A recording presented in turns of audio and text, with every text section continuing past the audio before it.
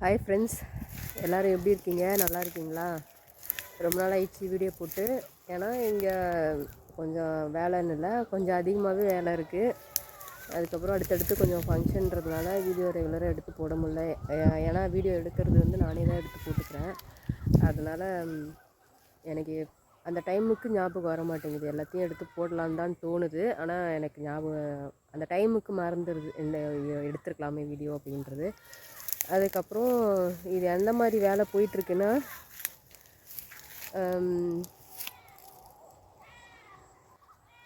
இது எப்படின்னா, எனக்கு விவசாயம் பற்றி அதிகமாக தெரியாது. அது ஒரு முக்கியமான விஷயம்.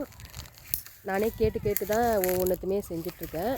எங்கள் பெரியப்பாட்ட கேட்பேன், அப்புறம் பக்கத்தில் கேட்பேன்.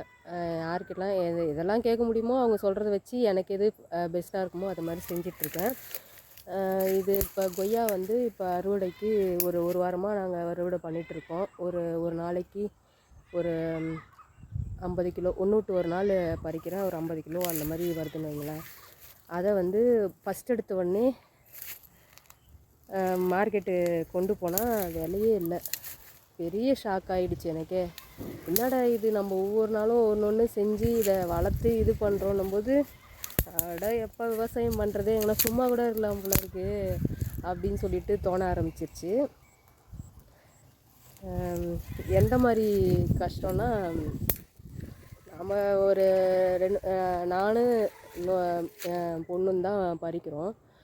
ஆனால் நாங்கள் பறிக்கிற கூலி கூட ஆகாத அளவுக்கு விலை கேட்குறாங்க. அது அடுத்த வீடியோவில் சொல்கிறேன்.